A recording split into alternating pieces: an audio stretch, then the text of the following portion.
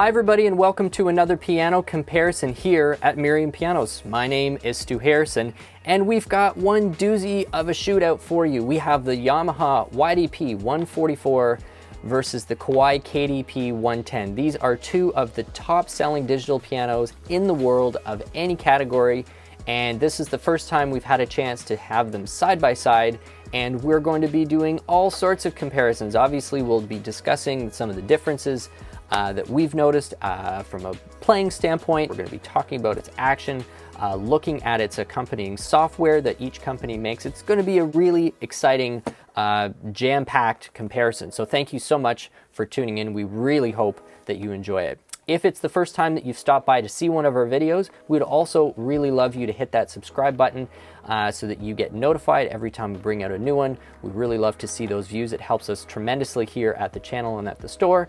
And leave a comment through the video as well and let us know what you thought of what we're doing here. So without further ado, let's get us started right away with the Kawai KDP110 versus the Yamaha YDP-144.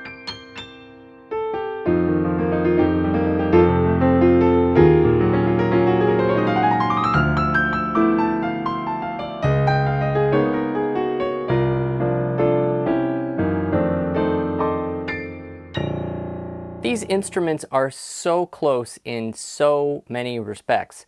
Price being the most obvious, and that's why these two get compared so often. They even look the same. They're about the same height. They're a very similar cabinet design. I mean, really on first glance, this looks like we're comparing, the Honda Civic with the Toyota Corolla, or the Honda Accord with the Toyota Camry. I mean, these are directly competing models from two of the largest piano companies in the world. And it's in the most popular price category as well. So you aren't going to find a better matchup than the YDP-144 with the Kawai KDP-110. And we're going to start with sound, as we usually do. It's what people tend to respond to the most, because if you have never played piano before, if this is your first instrument, the action is going to be something that you may need some guidance on. But the sound is something that everybody's ear already has a pretty good judgment of what you like to hear. You've been listening to piano on the radio. There's some reason you're obviously drawn to the piano in the first place, so there's a good chance you've already developed, even if you don't know you have, developed a bit of a preference for a darker sound, a lighter sound, a more colorful sound, a clean sound, whatever it is. And so sound is always a great place for us to start. There are some specs associated with sound with digital pianos that allow us to make some determinations about what we can expect, but it doesn't always tell the full picture. We'll start with the specs first. On the Yamaha rates its speakers at 8 watts apiece, so a total of 16 watts. Kawai rates their speakers at 20 watts apiece, so a total of 40. Now, as one commenter pointed out on a video a little while ago, there's not necessarily a fixed linear relationship between decibel output and wattage. So in other words, 40 watts is not twice as loud as 20 watts because there's a logarithmic curve to that, and how you rate wattage can be a little bit different. But when you have that big a difference, there is no doubt for sure that you are going to get a larger, fatter sound on the Kawai than you do on the Yamaha. There's just more juice flowing to those speakers, and the speakers themselves are a little bit larger. And when we play the Kawai versus the Yamaha,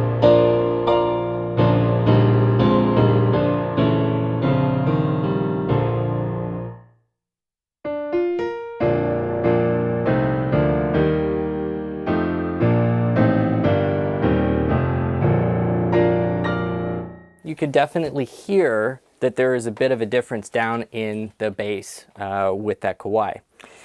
There's a second part of digital sound that we can measure with numbers, and that's called polyphony. And polyphony refers to the number of notes or number of tones that the instrument is capable of sounding simultaneously.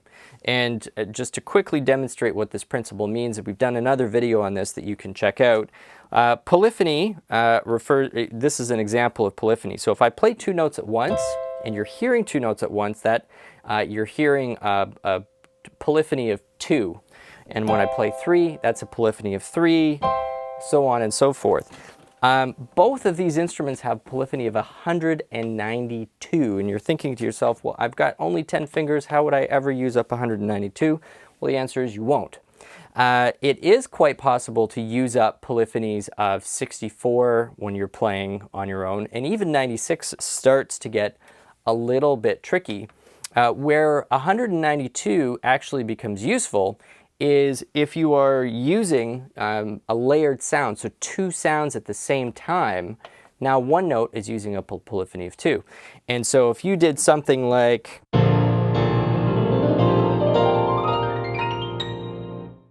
and you're holding the pedal down and you're going right from the bottom right to the top of the keyboard, you actually start to use up a lot of that polyphony. So 192 may sound like a high number.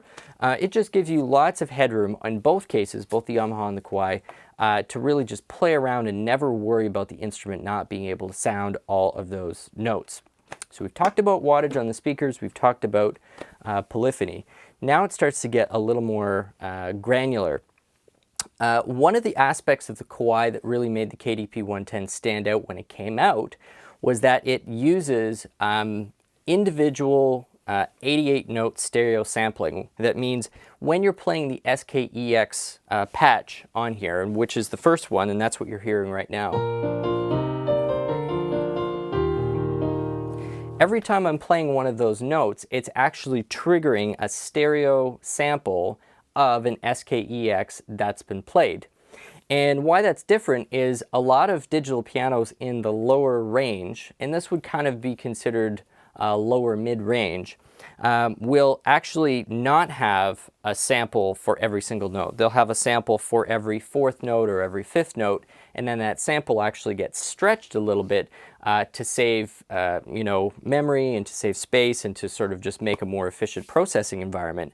But you lose a lot of the specific character that you get on a real piano, where individual notes, depending on where it falls in the overall design of the instrument, have uniquenesses that kind of get just papered over when you do that. So 88-note sampling gives you a richness because of all of the, it sounds weird to say, but all of the imperfections that 88-note sampling actually picks up, and it humanizes or kind of gives it an authenticity that you miss when it's somewhat synthesized. So that's a really interesting differentiator that the KDP-1 has that I don't believe the YDP has individual 88-note sampling. It does, however, use the same principle of sampling a real CFX grand piano.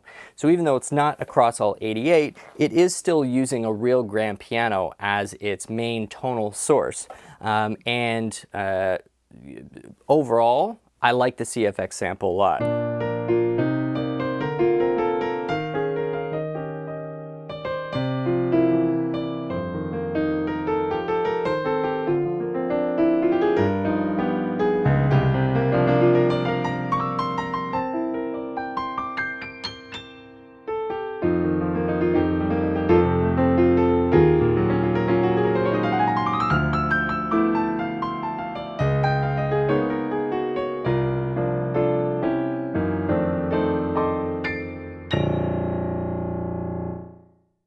Yeah, both instruments in real life are actually quite different. The SKEX 9-foot is this intensely colorful, very, very dynamic, very, very lush instrument. The CFX is a super precise, it's got a lot of very, very beautifully crafted upper harmonics. I wouldn't describe it as quite as warm in the lower ranges as the SKEX, but it does have this sort of cannon-like bass that's really, really beautiful as well. So I would almost say that the SKEX is a bit more of a European sound, whereas the CFX has elements of like kind of a New York Steinway mixed in with some of the traditional Yamaha elements or aspects to it. Beyond the piano sound as its default, both of these instruments have the ability to edit the sound. And I'm going to stick with the piano because once we get out of the piano sounds, and these both have sounds other than piano, your ability to edit those sounds kind of dramatically goes down. You have sort of some global settings you can play with, like touch curve and some EQ and reverb settings, but they aren't really designed to give you that type of editability on, say, a Rhodes or strings or something like that. It's really the acoustic piano tones where they let you do some playing. And they both offer software on mobile devices, which makes this part of the process even more fun. And so we're actually going to take a look at that right now. So we've got software from both Yamaha and Kawai on mobile devices. We've got them hooked up with our USB cables. And on the Kawai, it actually uses two pieces of software in the one is to edit the piano tone, and they call that the Virtual Technician app. Now this is a really important point. It is only available on iPad. That is a bit of a bone that I have to pick with Kawai because it would be really great if this was available on other smart devices, but at this point the Virtual Technician app only available on iPad. So please do not assume that you will be able to have this work on an iPhone 10 or some sort of a Google Pixel thing. Does not work. iPad only, so you heard it from me first. On the iPad app, you have a huge number of parameters that you can edit. And we've got the screen recording, so I think you can probably see some of this on your screen right now. But you have the ability to edit the touch curve. And this is where, of course, you can change it from very sensitive. And that simulates, or that creates the impression in your brain that it's a lighter touch, or normal,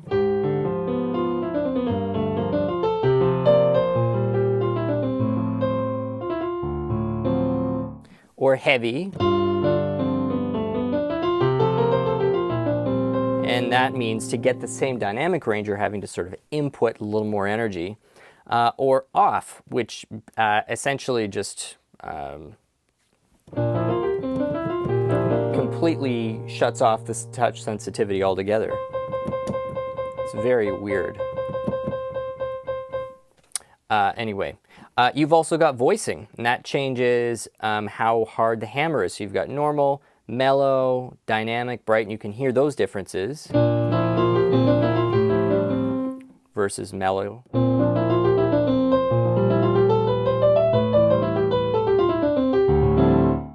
Or dynamic.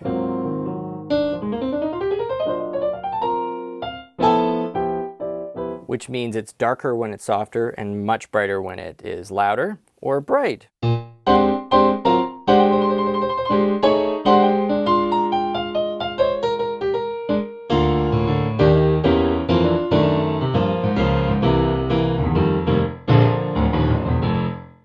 You've got damper resonance, you've got key off effect, hammer delay, top board, decay, stretch tuning, temperament, pedal.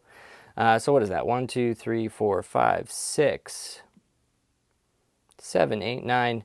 So you've got 10 different parameters that you have the option to completely customize on the KDP110. That is pretty incredible. Over on the Yamaha side, they've got a very, very nicely laid out app.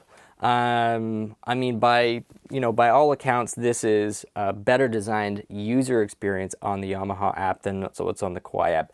However, you're getting far fewer things in which to edit. So on the piano side, in sort of this editing mode, we have two samples to choose between, the CFX Grand and the Pop Grand, which I think is a C7. So that sounds like this. Versus the Pop Grand. So, and then you've got reverb, so you can choose between the recital hall versus concert hall,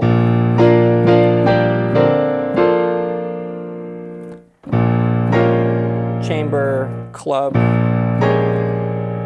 or off.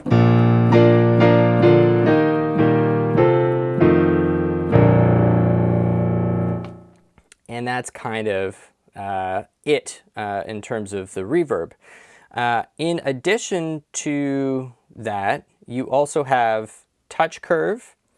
The environment is what we were actually just talking about. You have the master tuning, damper resonance, and then individual key settings. So 1, 2, 3, you've got 4 settings on here really compared to 10 over on the Kawai. So some pros and cons on both sides. The Yamaha app definitely, you know, I think it's a more attractive app to be able to use, and graphically it's really, really clear what you're doing, but fewer things to do with it.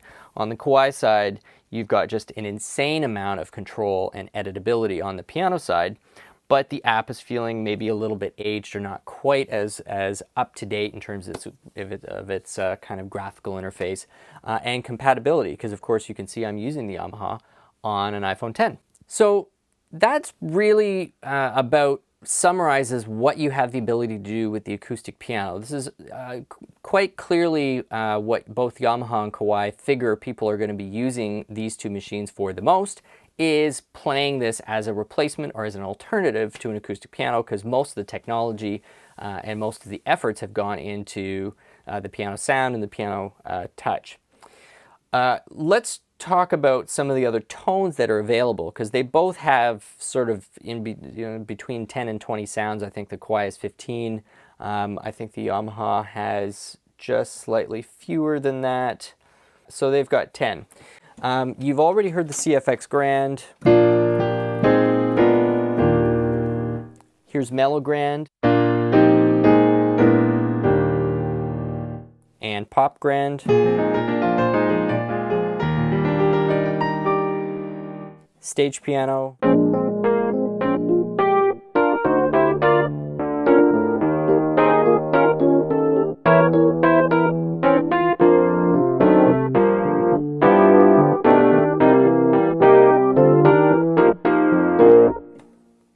Just kind of getting into that.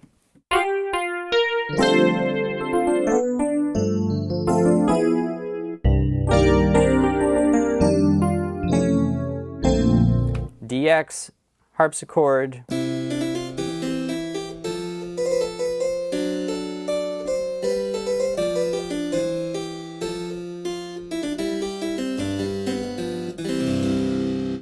and vibes,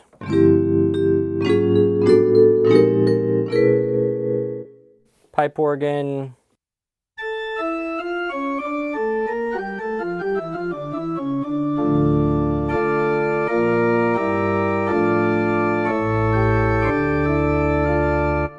jazz organ,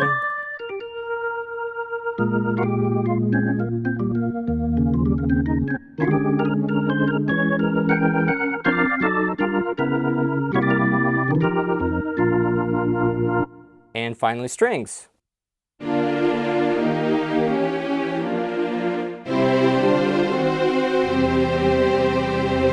So that is the full summary of the sounds that you get on the Yamaha. Over on the Kawai side,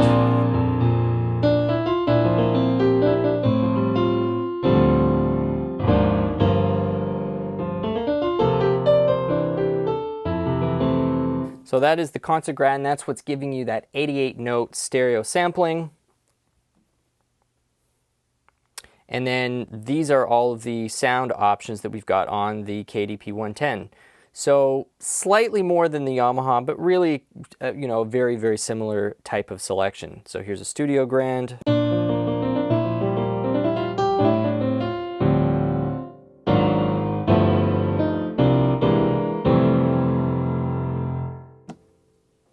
Mellow Grand.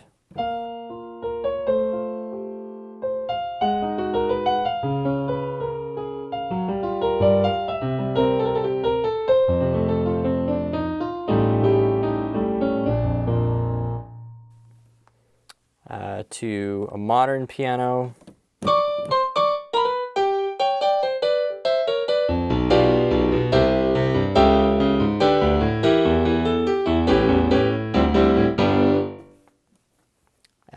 And then into the E pianos.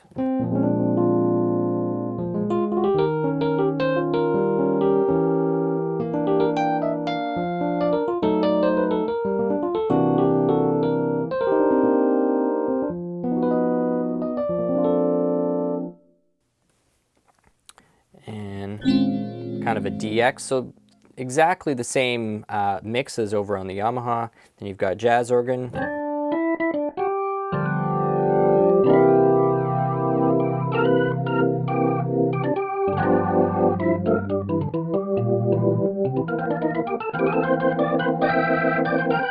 I think I prefer that jazz organ to the Yamaha one.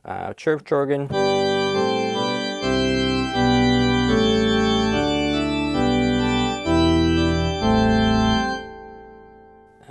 Harpsichord, vibraphone.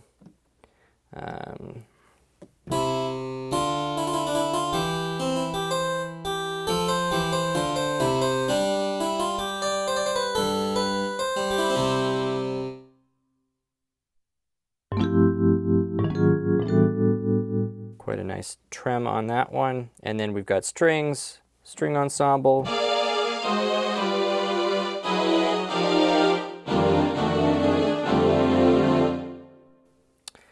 Slow strings. Yeah, that's nice.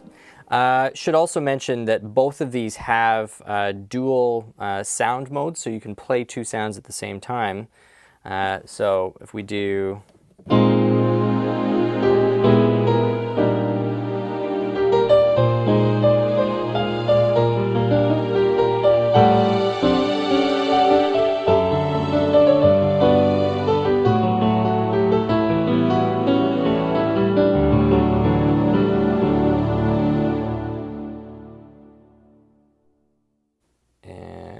Finally, some choir, new age pad.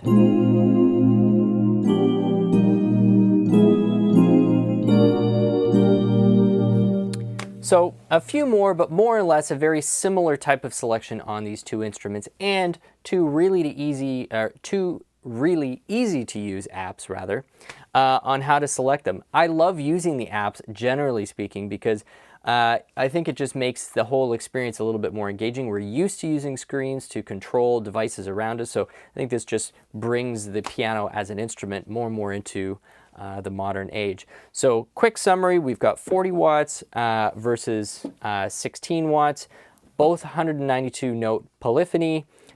Both beautiful acoustic piano samples loaded in, maybe a little bit more complexity happening on the Kawai side because we've got 88 note stereo sampling. Both the ability to manipulate that, again with the Kawai going more for just sort of breadth of options and real precision with that editing. But the Yamaha with a very, very easy to use, maybe slightly more user-friendly option. So lots to dig through on both of them. And maybe at this point you've already developed a preference based on some of the sounds you've been hearing or some of the other descriptions. But either way, we're going to move on to action next. We're going to try and get as many of those specs up on the screen as a comparison as we possibly can and keep right on the move. So thank you so much for sticking with us. We'll be back in just a second.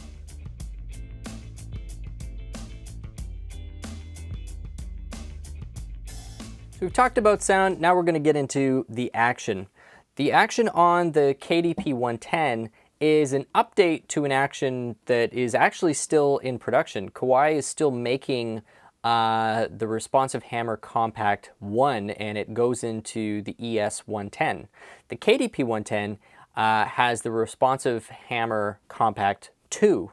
And there are two main differences with it, and the one that's quite obvious is that the second version, or the second generation, has a triple sensor on it. And so for people who are wanting to use this as any kind of controller, or maybe using this with some software, GarageBand, or you've got this in the studio, and home studio, and you're using this as your main piano input into, say, Pro Tools or Logic or anything, that triple sensor makes a really, really big difference.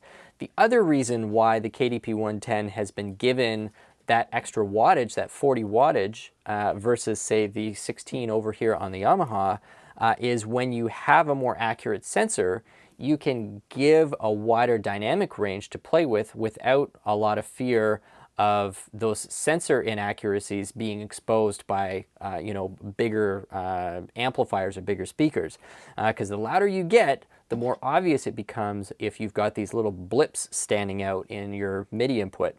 So the triple sensor always permits you to have a larger, or I shouldn't say always, almost always permits you to have a larger dynamic output on the instrument that it's driving. So that's really the big update with the second generation RHC Action. It does not have escapement, so it definitely still sits below the RH3, which is the Action you find in Kawai's CN series. Their MP7 also has the RH3, their ES8. The latest version of the ES8 has the RH3. Nord's Grand also uses the RH3. It's a really, really gorgeous Action. It has the escapement, has the triple sensor, and slightly different geometry than the RHC2, which is what we're in front of here. So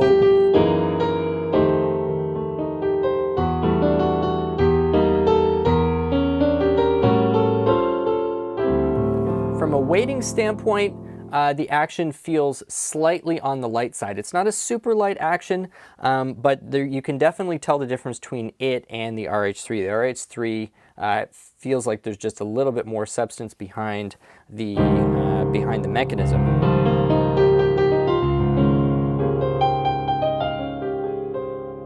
But what's really great about this, and something I didn't necessarily find on the ES110, is on the ES110, when you really start to play aggressively,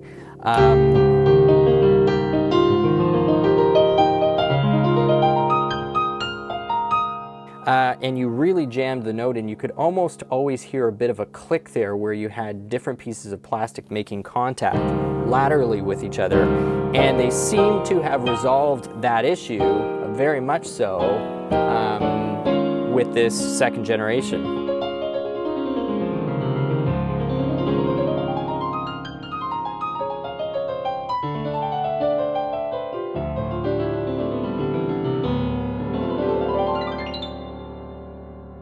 Yeah, it's very quick, very, very easy, fluid Action to play on. There is also a micro texture on both the white keys as well as the black keys, so I really like that balance of both grip and slipperiness on the key.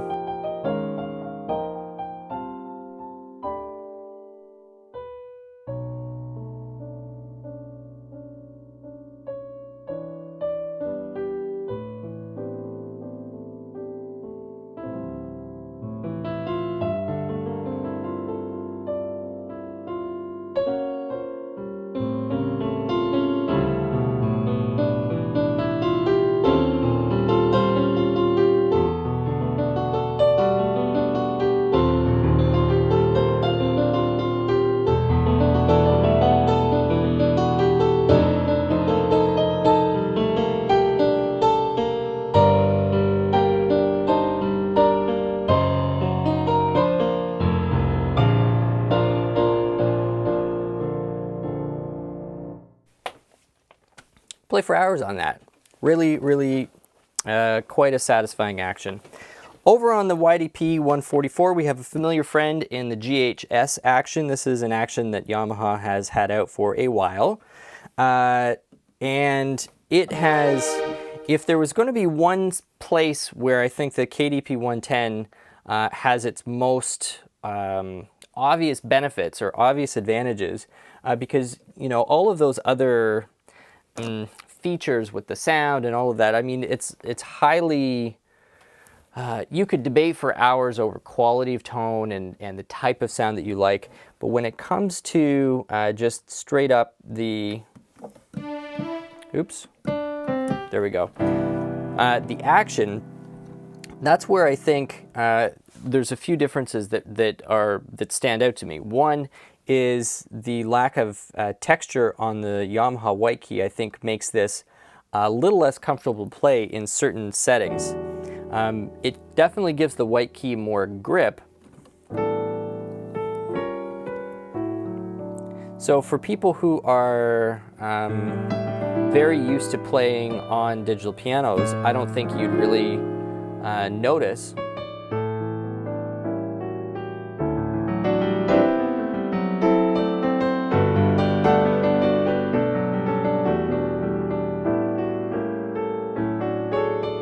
But there are definitely certain techniques and certain playing styles where a little bit of slipperiness on the key is actually something that you need, and that kind of polished white surface does get it a little bit more grippy. So that's either going to be a plus or minus for you. There is a texture on the black key, which makes it just a slight more bit slippery than the white key, which is great. This has the dual sensor versus the triple sensor. So in a live playing situation, I don't think that's going to create any problems at all. But where you might notice it is if you're doing a lot of MIDI inputting. There may be some wacky notes that are just a little softer than what were supposed to be there, or a little louder than what was supposed to be there. You may wind up doing quite a bit of after-the-fact MIDI editing if you're doing any sort of high-end inputting into DAW software. That's pretty much it. So no escapement on either one of them. A little bit more texture, a little bit less texture, triple sensor, dual sensor. And otherwise, from a construction standpoint, both to me feel like they're going to, get the same number of years. And I think in one of the other videos, somebody had asked me how long an action lasts. I would put both of these kind of in about the 1500 range. That is not a manufacturer supplied number. Nobody else gave me that number. That is literally that's my experience, how long it takes me to wear out an action. And I've done it, I don't know, a half dozen times. So I've actually been able to measure this fairly well every single time I bust up an action and I start to need replacement keys, or the sensors are going, or it's clicking like, bananas, or the contacts need to be replaced or whatever. And that generally on a plastic action seems to be sort of in and around that range. So we will come back with one last short segment on some of the other non-musical features about the instruments, but we really appreciate you being with us for this comparison so far. We will be back in just a minute.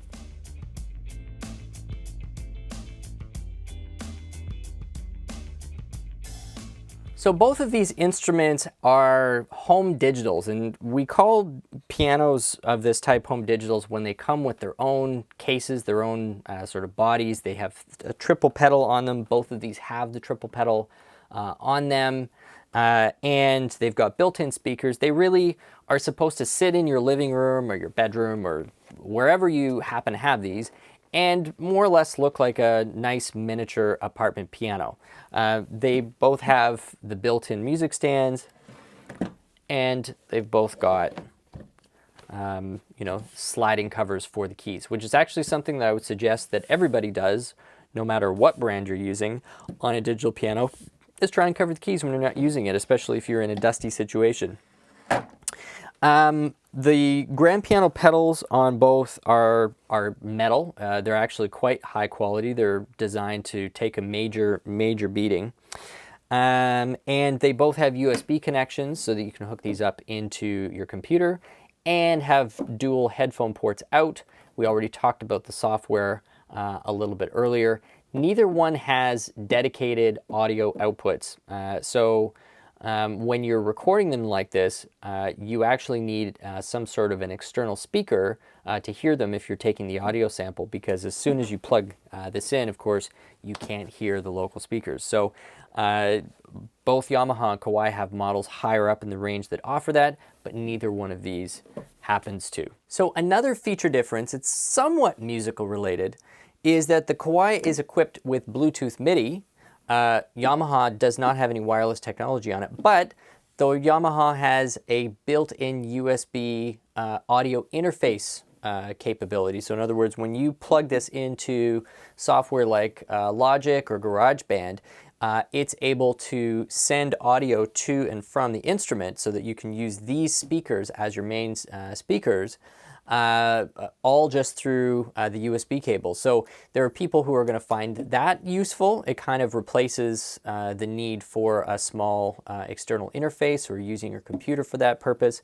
Of course, there's going to be a lot of time where that wireless Bluetooth MIDI actually comes in very, very handy, because it eliminates the need for a cable, but the Bluetooth is not transmitting audio information, it is transmitting MIDI information. So some other sort of comparison points there where clearly Kawai and Yamaha are looking at two very, very different use case and applying, you know, two solutions to it.